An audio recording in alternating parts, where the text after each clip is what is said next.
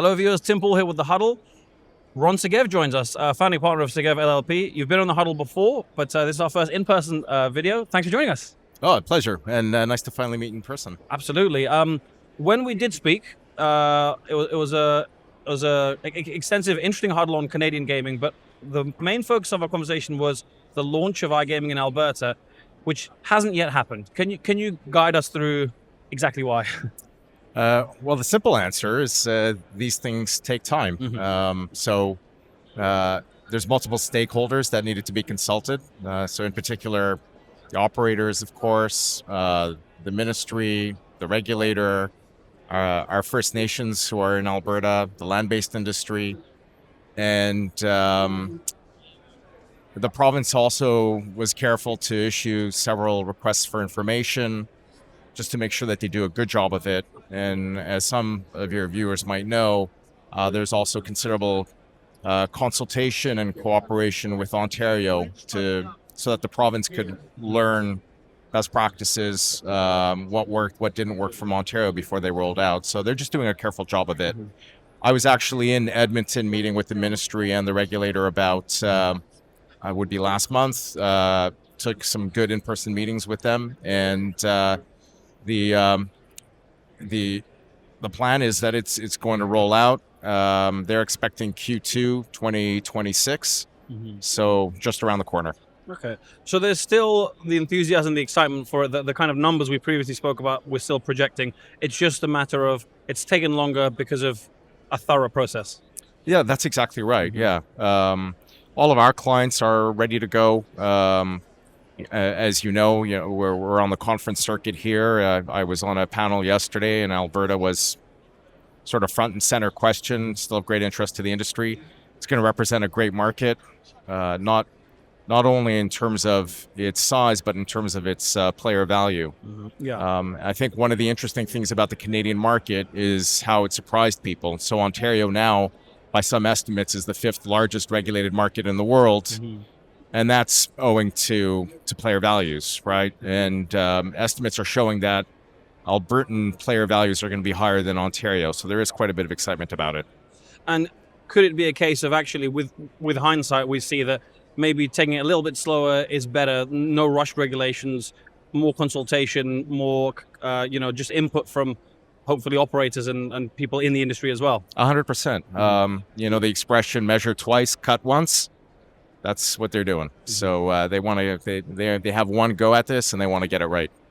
You mentioned Ontario and the size of the market. Obviously, it is the only regulated legal iGaming market in Canada, so we can't not discuss it. But there are some not more niche, but specific developments in terms of or potential discussions with liquidity pools.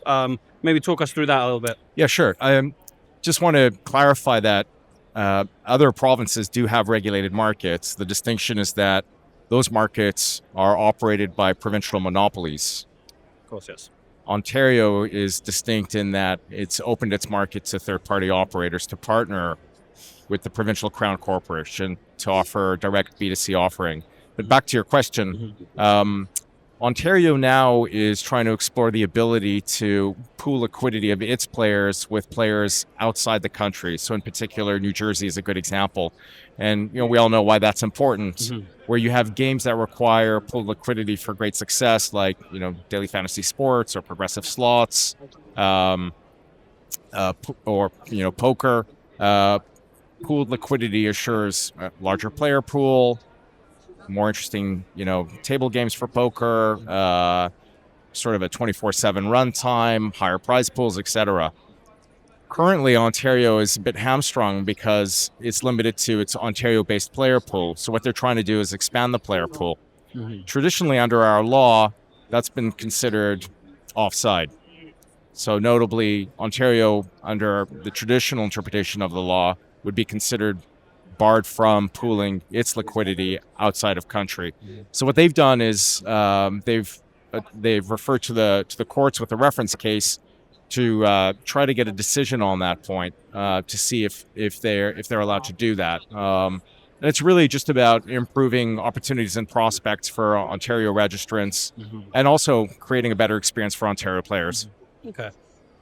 two topics that are, well, at the moment, probably the biggest topics, or one of them is the biggest topics in the US, prediction markets and sweepstakes. I understand, or from what you may be about to tell me, prediction markets is pretty straightforward in Canada, that they're not going to have quite the same impact as in the US. Yeah, that's right. So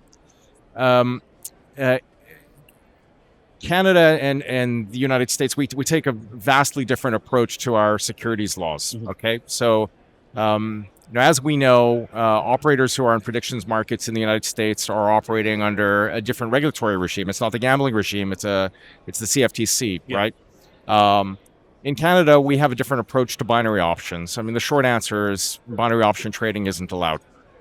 The other detail that's important is that option trading in Canada for contracts shorter than 30 days is also prohibited. And then you can really only have an option on a financial instrument. Mm-hmm. So what that means is that a prediction style market focused on sports would be considered a novelty bet, wouldn't be supported by our Canadian securities commissions, which are regulated on a province-by-province basis. And if you wanted to find a path forward, really the best that you would do is try to partner with a registered broker-dealer, offer the product to that registered broker-dealer, and have that registered broker-dealer market the product for you. And that's not really a compelling business model for sports books. So even though that's maybe not necessarily an answer the Kalshis and Robin Hoods of this world would want to hear, it's actually nice that we have a straightforward answer on a topic like this for a change. Yeah, fair enough. It's always nice to have clarity. Yeah. Yeah. I mean, so the short answer is you can't really do it. Yeah, absolutely. But on sweepstakes, it's a little bit different. And I wanted to ask, in general, how is sweepstakes being adopted in Canada, given that actually after a boom in the US, it looks as though for the most part it's on the way towards effectively being outlawed. Yeah, and so what we're seeing now, certainly after the decision in California, there's a lot of interest from the US-focused sweepstakes providers in the Canadian market. So, Canadian market is roughly the size of the California market, same time zone, largely English-speaking, again, high player values. And we're getting a lot of inbound inquiries from sweepstakes providers globally about, can we do this in Canada? Again, the short answer is a sweepstakes that's actually run like a sweepstakes, that isn't offside of the gaming and betting provisions of the criminal code, that is compliant with the promotional contest section of the Competition Act, is not unlawful, right? Many of the principles that you see in the United States with respect to, the equal dignity principle and the alternative method of entry, etc., that all applies in Canada as well. There are some key differences that need to be addressed, but for the most part, there is a path forward in Canada if you're running a sweepstakes properly as a promotional contest.